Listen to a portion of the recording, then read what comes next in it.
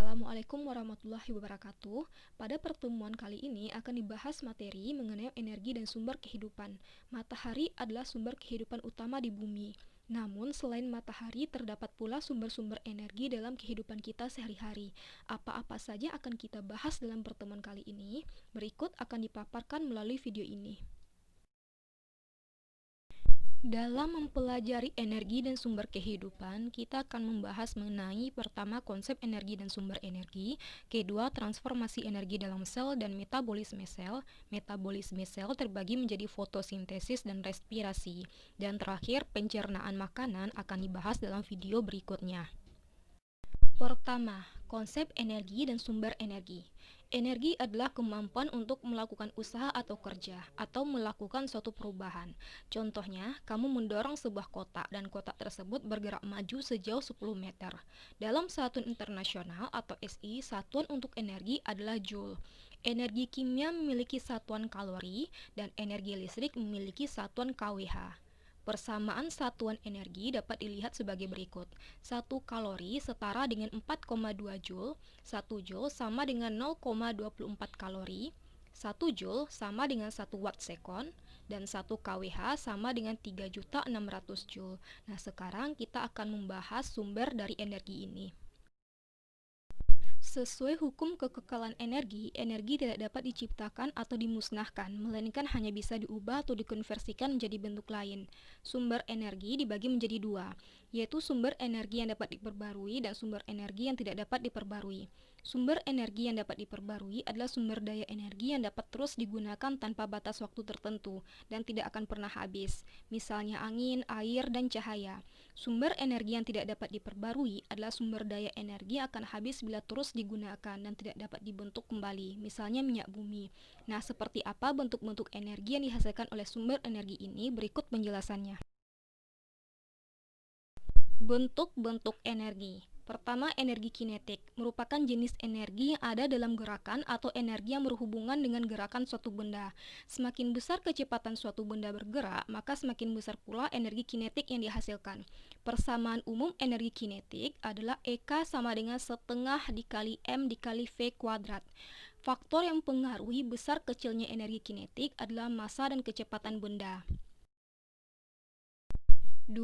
Energi potensial merupakan energi yang dimiliki oleh suatu benda dikarenakan posisinya atau kedudukannya terhadap suatu acuan. Pada dasarnya, semua benda di atas permukaan bumi memiliki energi potensial yang disebabkan oleh gaya gravitasi di bumi. Energi potensial juga bisa dimiliki oleh benda dalam keadaan tertekan, seperti panah yang akan dilepaskan dari busurnya. Rumus energi potensial adalah EP sama dengan M dikali G dikali H, di mana faktor yang mempengaruhi besar dan kecilnya energi potensial adalah massa benda, ketinggian benda, dan gravitasi. 3. Energi mekanik merupakan energi yang dihasilkan oleh benda karena sifat geraknya, di mana persamaan umum energi mekanik adalah EM sama dengan EP tambah EK. Besar energi mekanik pada setiap titik adalah sama, di mana dikenal dengan hukum kekekalan energi mekanik. Energi mekanik awal akan sama dengan energi mekanik akhir. Selain ketiga energi tersebut, juga terdapat bentuk-bentuk energi lain yang ada dalam kehidupan sehari-hari, yaitu energi kimia. Energi yang diperoleh dari pembakaran bahan makanan atau bahan bakar seperti bensin, minyak tanah, dan lain-lain. Energi cahaya, energi yang dihasilkan oleh sumber cahaya. Energi nuklir adalah energi yang dihasilkan oleh bahan-bahan radioaktif. Energi kalor adalah energi yang dihasilkan dari getaran partikel-partikel benda sehingga menimbulkan panas. Energi listrik adalah energi yang dihasilkan oleh sumber arus listrik atau benda bermuatan listrik. Berdasarkan hukum kekekalan energi yang menyatakan energi tidak bisa diciptakan atau dimusnahkan, namun hanya bisa dirubah menjadi energi lain, terdapat perubahan bentuk energi dalam kehidupan sehari-hari. Pertama, energi kimia menjadi energi gerak. Contoh, kita makan untuk beraktivitas, mobil dapat melaju setelah diisi bensin. Kedua, energi kimia menjadi energi cahaya. Contoh, minyak tanah untuk menyalakan lampu, batu baterai untuk menyalakan senter. Ketiga, energi listrik menjadi energi gerak. Contoh, listrik untuk menyalakan kipas angin, blender, dan lain-lain.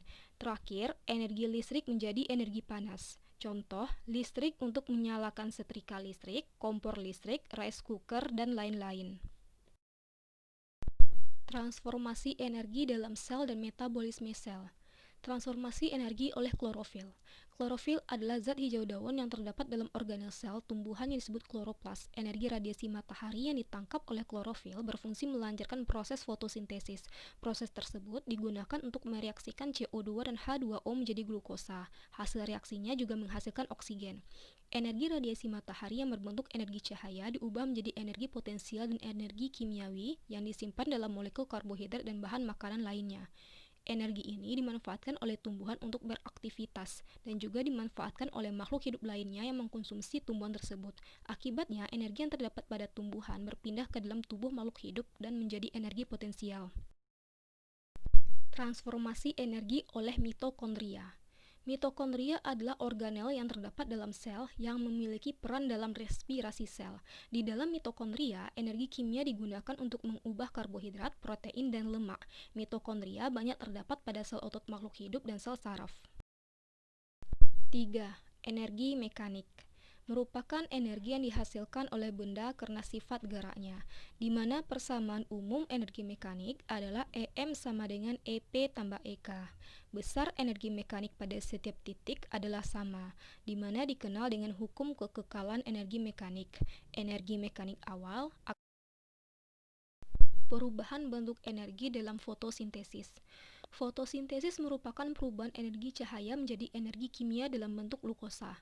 Pada proses fotosintesis yang terjadi dalam daun, terjadi reaksi kimia antara senyawa air H2O dan karbon dioksida CO2 dibantu oleh cahaya matahari yang diserap oleh klorofil menghasilkan oksigen O2 dan senyawa glukosa C6H12O6. Glukosa adalah makanan bagi tumbuhan. Oksigen yang dihasilkan pada proses fotosintesis sangat dibutuhkan oleh manusia dan hewan. Respirasi. Respirasi yaitu suatu proses pembebasan energi yang tersimpan dalam zat sumber energi melalui proses kimia dengan menggunakan oksigen. Dari respirasi dihasilkan energi kimia untuk kegiatan kehidupan seperti sintesis, gerak, dan pertumbuhan. Pada proses respirasi terjadi reaksi kimia antara senyawa glukosa yaitu C6H12O6 dengan 6O2 dan menghasilkan 6CO2, 6H2O serta energi. Apakah perbedaan antara respirasi dengan fotosintesis? Respirasi merupakan perombakan glukosa, sedangkan fotosintesis adalah pembentukan glukosa. Demikianlah pembahasan materi mengenai energi dan sumber kehidupan bagian pertama. Untuk video selanjutnya akan dibahas bagian keduanya mengenai sistem pencernaan makanan. Zat makanan yang dimaksud adalah karbohidrat, protein, dan lemak. Semoga video ini bisa bermanfaat untuk sesama. Wassalamualaikum warahmatullahi wabarakatuh.